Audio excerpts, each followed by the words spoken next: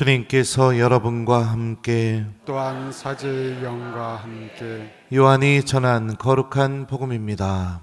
주님 영광 받으소서. 그날 곧 주간 첫날 저녁이 되자 제자들은 유다인들이 두려워 문을 모두 잠가놓고 있었다. 그런데 예수님께서 오시어 가운데에 서시며 평화가 너희와 함께 하고 그들에게 말씀하셨다. 이렇게 말씀하시고 나서 당신의 두 손과 옆구리를 그들에게 보여주셨다. 제자들은 주님을 뵙고 기뻐하였다. 예수님께서 다시 그들에게 이르셨다. 평화가 너희와 함께. 아버지께서 나를 보내신 것처럼 나도 너희를 보낸다. 이렇게 이르시고 나서 그들에게 숨을 불어넣으며 말씀하셨다. 성령을 받아라. 너희가 누구의 죄든지 용서해 주면 그가 용서를 받을 것이고 그대로 두면 그대로 남아있을 것이다. 12 제자 가운데 하나로서 쌍둥이라고 불리는 토마스는 예수님께서 오셨을 때 그들과 함께 있지 않았다.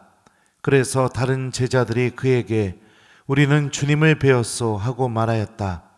그러나 토마스는 그들에게 나는 그분의 손에 있는 못자국을 직접 보고 그 못자국에 내 손가락을 넣어보고 또 그분 옆구리에 내 손을 넣어보지 않고는 결코 믿지 못하겠소 하고 말하였다.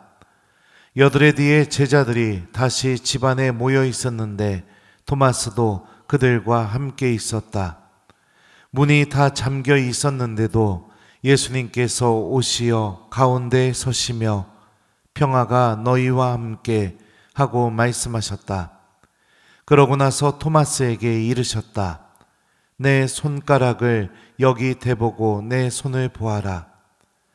내 손을 뻗어 내 옆구리에 넣어 보아라. 그리고 의심을 버리고 믿어라. 토마스가 예수님께 대답하였다. 저의 주님, 저의 하느님. 그러자 예수님께서 토마스에게 말씀하셨다. 너는 나를 보고서야 믿느냐? 보지 않고도 믿는 사람은 행복하다. 예수님께서는 이 책에 기록되지 않은 다른 많은 표징도 제자들 앞에서 일으키셨다. 이것들을 기록한 목적은 예수님께서 메시아시며 하느님의 아드님이심을 여러분이 믿고 또 그렇게 믿어서 그분의 이름으로 생명을 얻게 하려는 것이다. 주님의 말씀입니다. 그리스도님 찬미합니다.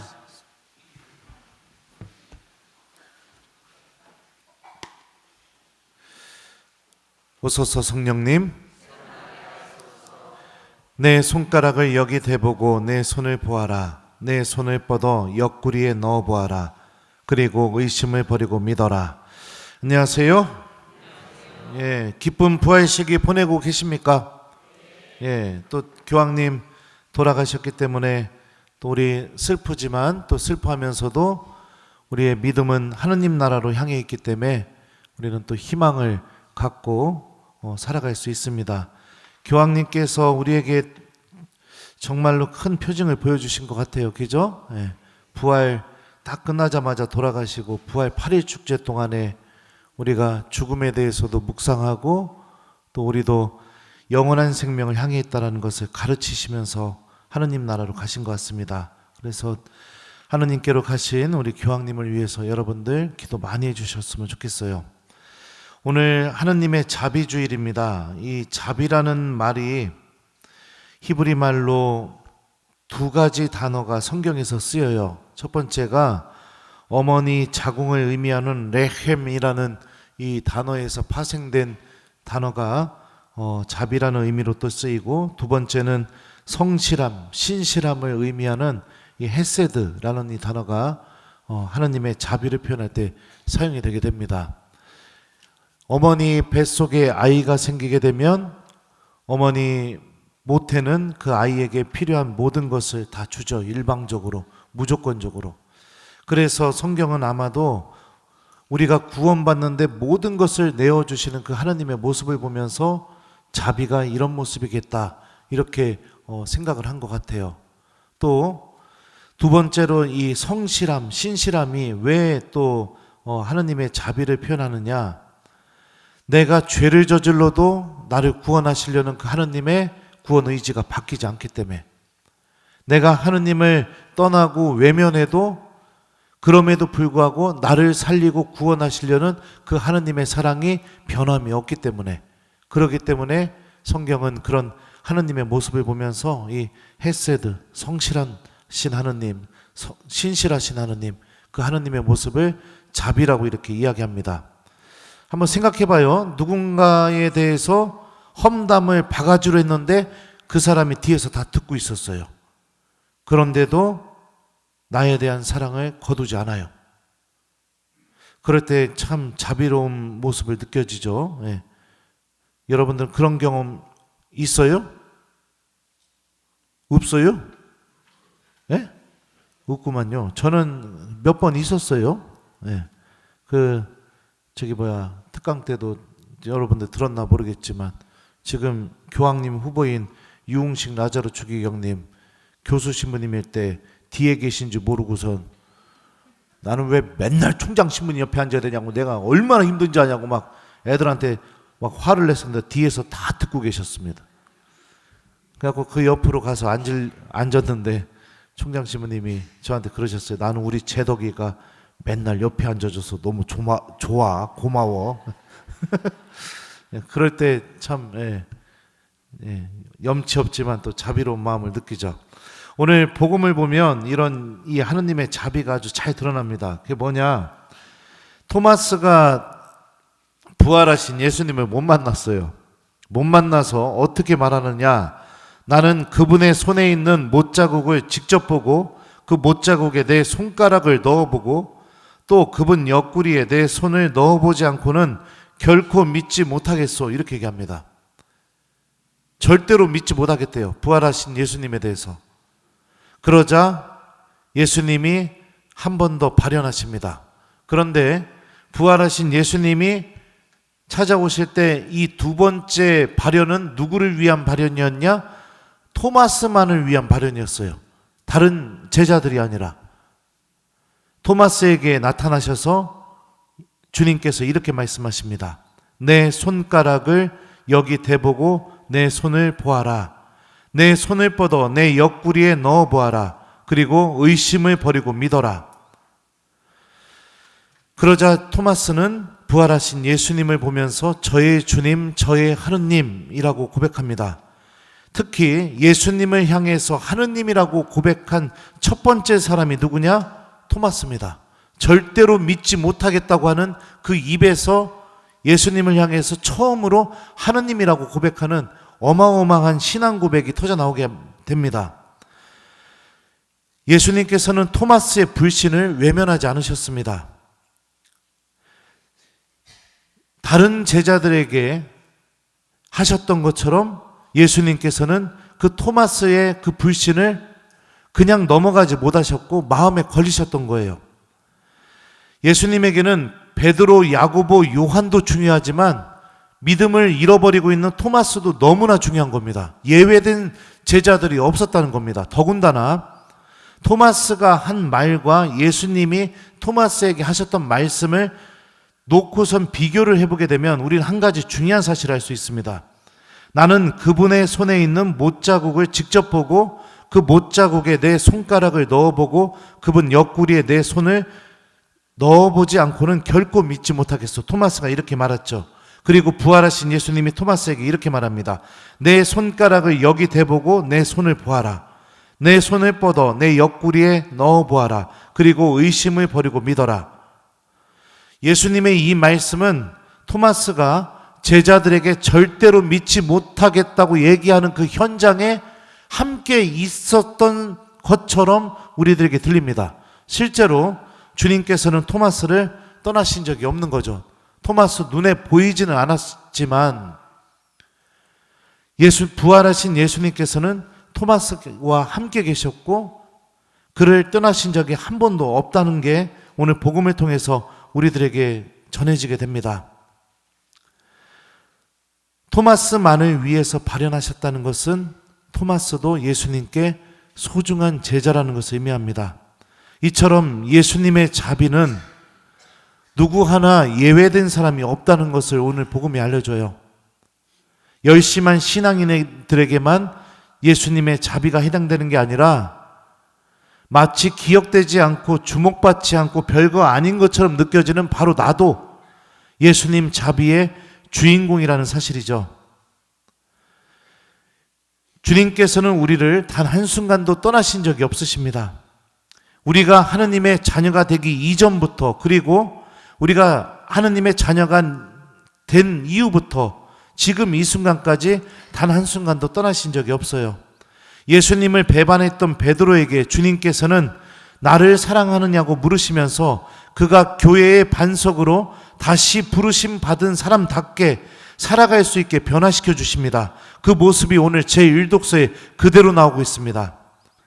절대로 믿지 못하겠다고 이야기하는 그 토마스의 입에서 저의 하느님이라는 최고의 신앙 고백이 터져나오게 주님의 자비는 그런 놀라운 힘을 우리들에게 드러내십니다. 우리에게 가장 필요한, 우리가 구원받는데 가장 필요한 은총을 무한정으로 내어주시고 항상 성실하게 그 은총을 우리 곁에서 떠나지 않게 해주시고 또 부활하신 주님께서도 끊임없이 우리들과 함께 계셔 주십니다. 사랑하는 우리 교우려 여러분들, 저는 살아오면서 수많은 죄를 저지르면서 살아왔습니다. 저는 도둑질도 해봤어요. 논도 태워봤고, 어머니 지갑에서, 아버지 지갑에서 돈도 무진장 많이 훔쳐봤습니다. 미사 드리는 것을 죽도록 싫어하기도 했었습니다. 성당 가는 거요. 기도하기 싫어서 몸부림치고 엄마 아빠가 기도하자고 하면 그냥 막 환장해서 죽을 정도로 그래 본 적도 있습니다. 다른 이들에게 인정받고 싶어서 그 마음 때문에 나보다 더 잘난 사람들을 시기하고 질투해 본 적도 너무나 많습니다. 상처 준 이들에게 몇 배로 되돌려주고 싶은 마음도 가져본 적도 있고, 실제로 그 마음 때문에 정말로 큰 상처들을 이웃들에게 준 적도 많습니다. 마음속에서부터 안 좋아하는 사람들, 나에게 상처 줬던 사람들을 끝도 없이 심판했고, 그로 인해서 제 입에서 끊임없는 끝도 없는 험담이 터져나왔던 순간도 많이 있습니다. 저를 좋아해주고 저를 사랑해주는 사람들에게 험담을 쏟아내서 그 사람들도 저 아프게 했던 사람 같이 미워하게 만들려고 그렇게 악하게 살아왔던 적도 많이 있어요. 깨끗한 척, 예수님을 닮은 척, 말과 행동으로 주님께서 가장 싫어하시는 위선적인 삶을 살아왔던 순간도 많이 있습니다. 교우들에게 인기가 많아지자 마치 뭐라도 된 것처럼 교만한 마음을 갖고 살아왔던 순간도 많이 있어요. 끊임없이 죄를 저질러 왔고 또 지금도 죄를 저지르면서 살아갑니다. 이렇게 얘기하니까 마치 여러분들한테 고해성사 보는 것 같아요. 형편없는 사람입니다. 부족한 사람이고, 여러분들이 제가 살아왔던 저의 과거 그리고 지금의 제 모습을 본다면 어떻게 당신 같은 사람이 사제입니까? 라고 하면서 돌을 던져도 저는 아무짝에 아무런 할 말도 없는 그런 부족한 사람입니다. 그럼에도 불구하고 제가 제의를 입고 이 제대 위에 올라와서 미사를 드릴 수 있는 이유는 주님께서 저에게 자비를 베풀어 주셨기 때문입니다. 제가 고해성사를 할 때마다 넘치는 자비와 함께 다시 일어날 수 있게 해주셨고, 제가 용서받은 사람으로서 다시 여러분들 앞에 설 수 있게 만들어주시기 때문입니다. 아무리 큰 죄를 저질렀어도 단 한 번도 저를 떠나거나 버리신 적도 없고, 그 죄 지은 그 아픔을 이겨낼 수 있도록 더 큰 은총으로 저를 대해 주시고 제가 다시 일어날 수 있게 주님께서 도와주셨기 때문이죠. 그래서 험담했던 제 입이 복음을 들고 주님의 말씀을 선포하게 변화시켜 주셨고, 자격 없고 부족한 제 자신이 제 일을 잊고 여러분들 앞에서 하느님께 성체성사를 거행하게 만들어 주셨습니다. 주님의 자비는 언제나 우리들과 함께 있습니다. 믿지 못하겠노라고 고백했던 그 입에서 저의 하느님이라는 최고의 고백이 터져나오게 한 것도 예수님의 자비의 힘입니다. 나는 그분을 모르오 라고 배반했던 그 베드로가 예수님이 살아계시고 예수님밖에는 구원받을 이름이 없다고 고백하게 만들었던 것도 예수님 자비의 힘입니다.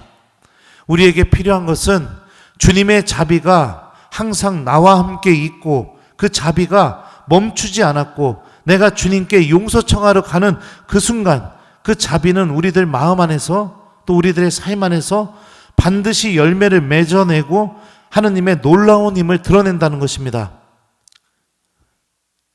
죄인이 하느님의 도구로 변화되게 해주고 넘어졌던 이들이 다시 일어나서 하느님을 사랑하게 만들어주고 절망 속에 있던 이들이 하느님 안에서 희망을 다시 찾게 해주는 것, 이게 바로 하느님 자비의 힘이죠.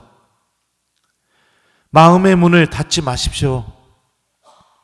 주님께로 가는 발걸음을 멈추지 마십시오.